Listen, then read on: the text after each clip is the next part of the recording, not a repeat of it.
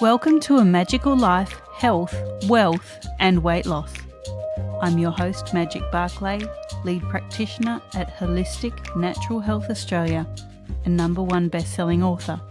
In this podcast, I aim to give you practical tips on how to accelerate and sustain your health, increase your financial, spiritual and emotional wealth, and to look at something that haunts many of us needlessly, weight loss. Now, sit back and enjoy, because it is time for you to create and truly discover a magical life.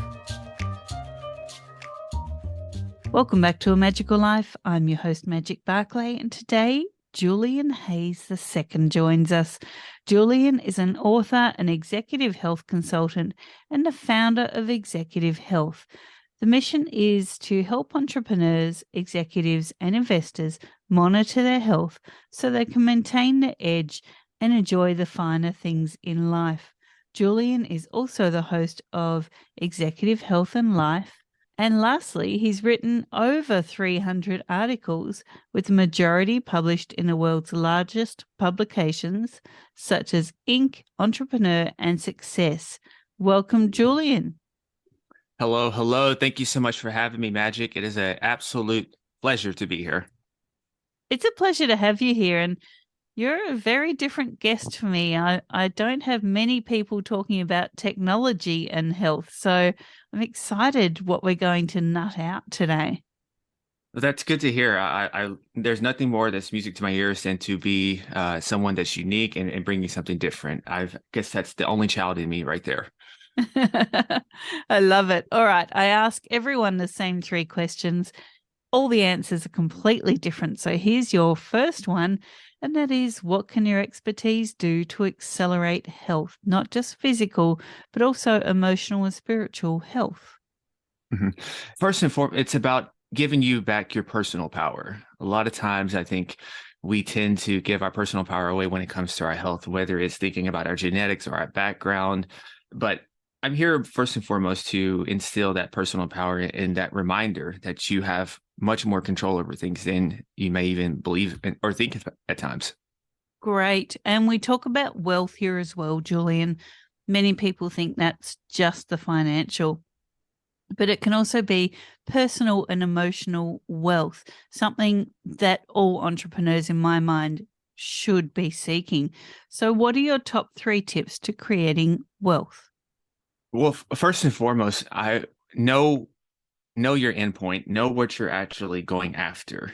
And I say that because a lot of times, a lot of our goals are maybe not necessarily what we actually truly want. It's what we think we should want, or maybe even some pressures from society. So the first thing is to know exactly what you want. And the second thing is to seek counsel, whether that's through some sort of coaching or mentorship or just an accountability group, but just don't go at it alone. And the last step is it's a book that I really love. It's called The Slight Edge by Jeff Olson. And it's to remember that when you're on this journey of wealth and creating a richer life for yourself, is that results will often be invisible at the beginning. A lot of times you'll be doing things that are beneficial toward that goal, but you may not see a tangible result for that for a long time. But just as it takes fruits and vegetables and many other things to sprout from up the ground, this is the same thing with the wealth and our goals. We also talk about weight loss here. Have you ever battled your weight? If so, how did you win that battle?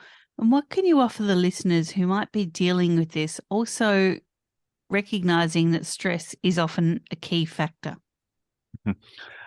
It's patience. So for me, I had to learn it's holding 2 ideas in one hand. It's to be aggressive, but to also be patient. To accomplish that, what I did was I expanded my time horizon. And instead of looking at something as maybe 30 days or 60 days out, I thought about, if I keep doing what I'm doing right now, a year from now, are the odds in my favor that I'm going to be at the weight to have the body I want? And each time it's an emphatic yes, but I just had to expand my time horizon. Instead of being caught up in this short-term moment, think about the long term instead. Great. Now, tell us about what you do. Technology and health, they're not something that I would, in my mind, pair up straight away. So tell us how you can help people and why you're passionate about it. Yeah, I'm passionate about leveraging technology because it gives us data and insights into how we're living our lives. And a lot of times we can go by how we feel, but the benefit of data is that it doesn't have any biases, and it essentially holds up to the mirror to show that are we doing what we should be doing throughout each and every day to get our goals. And sometimes technology gets a bad rap, I think, at times because I think we're afraid of technology because you can get to a point certain where the technology can't control you. But I always preach the message that you control the technology and you leverage that. I know it's sometimes I've seen people where they're maybe a little more type A and they get highly neurotic with the technology, and then it becomes a detriment instead of a benefit. But for the most part, technology is just there to assist us and to create a more efficient and effective method to whether that's losing weight, whether that's building some lean muscle, or whether that's just to build a healthier you. So many people think health is linear, and particularly for entrepreneurs and executives, you mentioned that they're type A personalities often.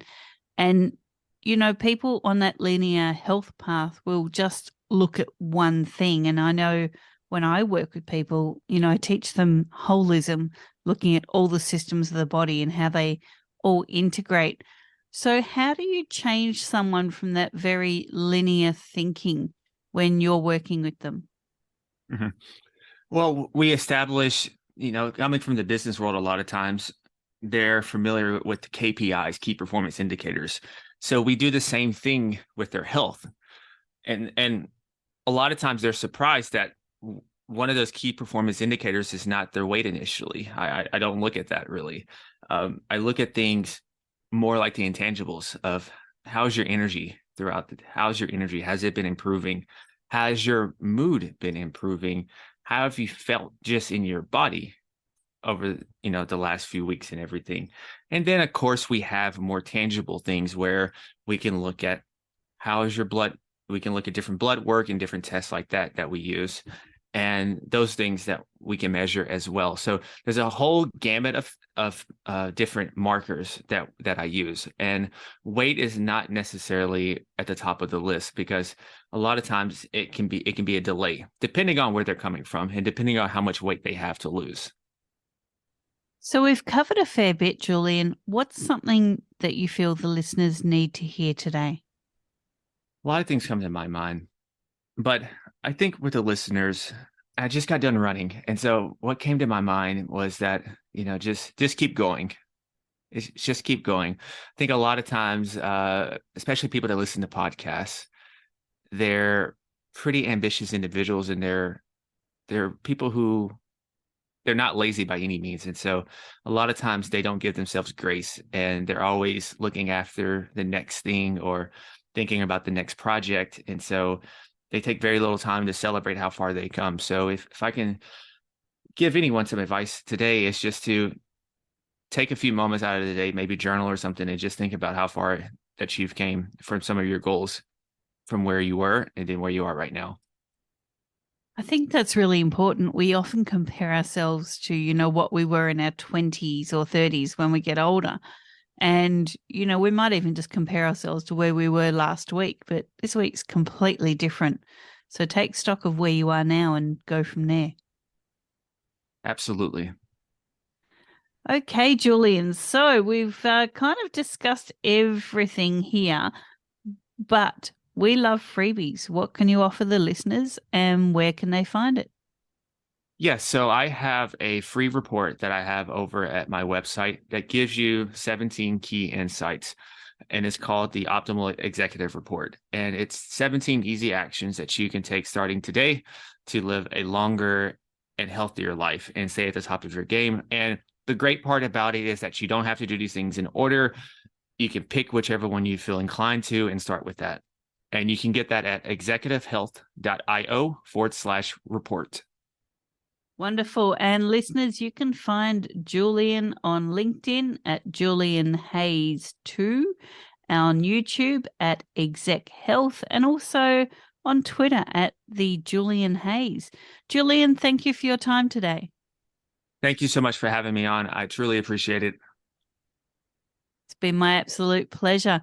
And listeners, thank you so much for your time. Don't forget to like, share, subscribe, and review this podcast. And look out for any giveaways we have for people reviewing the podcast. We do run those every now and then. But for now, go forth and create your magical life. Thanks for listening today. Please subscribe to hear future episodes, leave a review, and share this podcast. Drop us a line at A Magical Life Podcast on Facebook and let me know what you would like to know more about.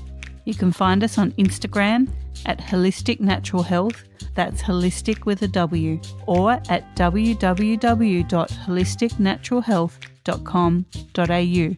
That's where you'll access all sorts of articles, freebies, and more.